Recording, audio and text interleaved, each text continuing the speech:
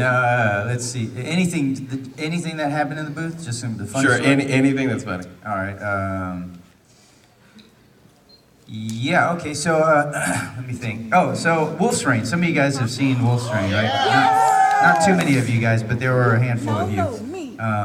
It's a good series, too. If you haven't seen it, you should check it out. Yeah, so anyway, so I'm working on this show, and I think it's like my second big lead role, or third. It was like Try Again, Akira, and then I think Wolf's Rain, or maybe Wolf's Rain was before that, I can't remember. And so anyways, I booked this role and I'm working on it. And typically when I get to work, I like to get there a little bit early because you don't get the scripts ahead of time, you know, and so I want to go through the script, you know, and try to figure out what's going on in the story so that I'm prepared, you know. But this one day I was running late, and so I skipped breakfast so I could be there on time. And so I'm there, and since I skipped breakfast, my stomach is like, you know, I can feel that like it's gonna start growling, like whatever, right?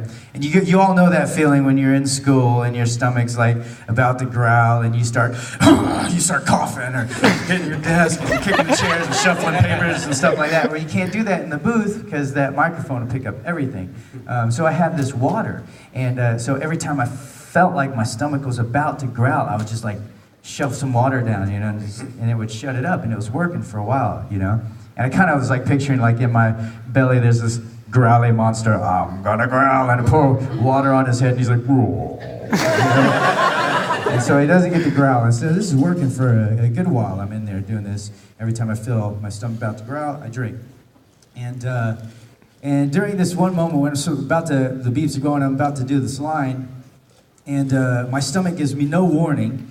And so out of nowhere, it doesn't make a regular like growl where I could be like, oh, that's a stomach growl, how embarrassing. Instead, it went. So it sounded like I thought I could squeeze out a silent fart, but my butt cheeks were like, nope. Just like that. And I could see the director and the engineer, their heads turn like. And then I'm like, oh my gosh, I'm never gonna work in this town again. And then I was like, how's my stomach? Like, oh sure. They're like, no. You can come in and smell it. It smells fine in here. They didn't believe me, but yeah, they thought I farted in the booth, but it was my stomach. I love Vash. Thanks, man. Yeah, Kiba and Wolfstream was a lot of fun. That was good times. Hi there, my name's Kyle. Persona 4, all right. Yes. Nice. And I believe you saw me the other night at the restaurant.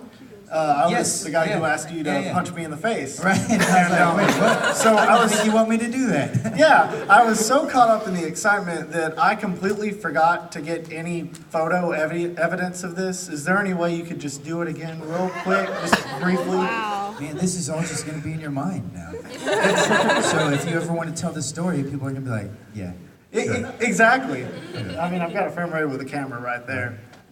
So you just want me to punch you in the face again? Yeah. All right, but if we do it, it has to look like I'm actually doing Yes. the punch. So you probably need to come up. You got the camera, right?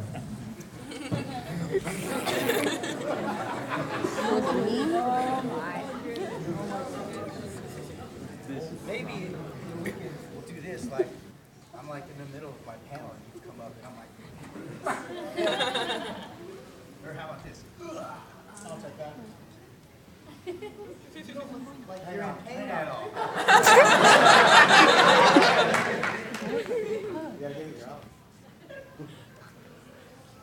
And in the groin.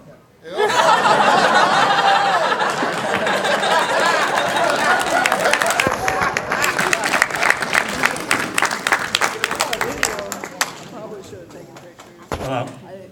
What's up? My name is CJ. CJ? CJ. CJ, what's up, man? I have two requests. Okay. Can you reenact a bit of the scene right before Mugetsu in Bleach? Probably not. Okay. My other question was White Ichigo. Can I? White sing? Ichigo? Okay, yeah. Is that what everybody calls him? That's what Bleach Brave Souls calls him. Yeah, okay. I mean, that's the way the script had it written when I first saw it, too. And I was like, is that really what they call him? Okay, so Whitey Chio. Let's see. Who am I?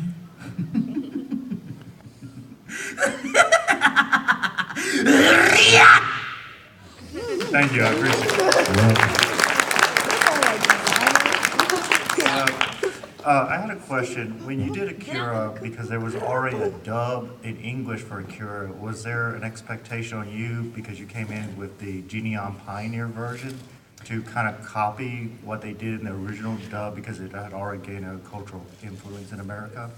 Well, no, because of, actually it was, well, this is what I was told. So, yes, there was the streamlined dub. But what I was told was that the original Japanese director was not 100% happy with the translation of that version. And so that's why our version is closer in translation. And so but definitely for me, because I'd watched the other one and I liked it. And so I already knew kind of what was going on in the story, but they didn't want us to emulate that at all. They wanted to be a fresh kind of new take on it, but with the script that's been translated closer to the Japanese. And so, but of course, you know, the people that are directing and producing it are paying close attention to that and are very aware of those sort of things. But there was never a moment where they're like, do it just like this guy.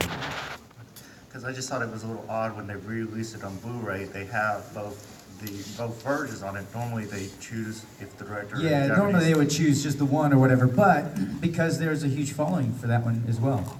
And it was such a long time. It was like, what was it, 89, right, when that one came out? 89, early 90s. Somewhere in there, you know, when I first saw it. So it was a long time since. So if you grew up on that, you're gonna like that one. So I thought it was kind of cool that they added them both in there. Yeah. Thank you.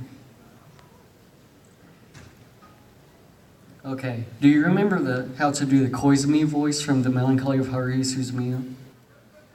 Koizumi, somewhere in here. Somewhere in this. Okay. range. Can you sing a Moana song with his voice? A Moana song? Yeah. Okay, hang on, what's a Moana song? You're welcome. But that's all I know. I don't know any of the words. You can do any Disney song if you want. What's that? You can do any Disney song if you want. Let it go. Let it go. Let it go. Let it go. You know what's sad is I don't know any Disney songs by heart. I only know certain segments and small What portions. about any song whatsoever? You're not gonna let me get away with it. I just don't want to do it. But why in Koizumi's voice? Because he's my favorite character. You do. Okay. Oh. But I got to think of something. I'm on the spot now. Eye of the tiger. Eye of the tiger. Dun dun dun dun dun dun dun dun dun dun. Did I just get away with that? All right, that's it. Sorry. Hello. That's funny. I think if anybody asks me to sing a song, I should always do that. I'll do Eye of the Tiger. I just wanted to give you something, a literal token of my appreciation. What is it? It's a gold dollar.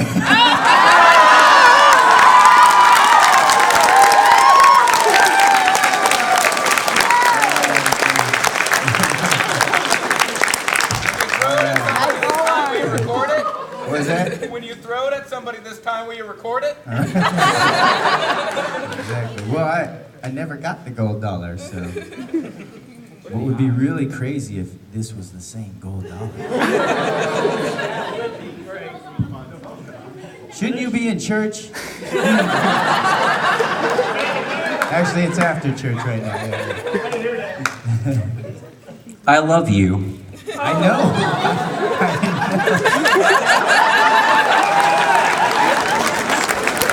That is appropriate. How do And I I, answer you like Han Solo. I know. how do I follow that? First, I I have hate a you. question for the audience. Anybody in here a fan of Gundam IBO? 2 people. There's a few. Last night on the episode, it was revealed. There's a huge new story arc that's really great. Season 2 right now? Is Yeah, that- season okay. 2, right? Last night on Toonami was episode number 38. There's a new fearsome threat, which is inhuman, and it's taking a lot of toll on the main character to fight it, but he's the only one who can do it. And of course, everybody who follows IBO knows that Johnny Yong Bosch plays his confidant, Orga. Yeah. So, what would you do if you were in that situation? Like, would you be able to tell him to keep fighting even though you know it might be really, really bad for him? You know, I'd kind of probably be like how Orga was. He was a bit torn by it, you know? But, you know, he's kind of got to tell him to keep fighting, right?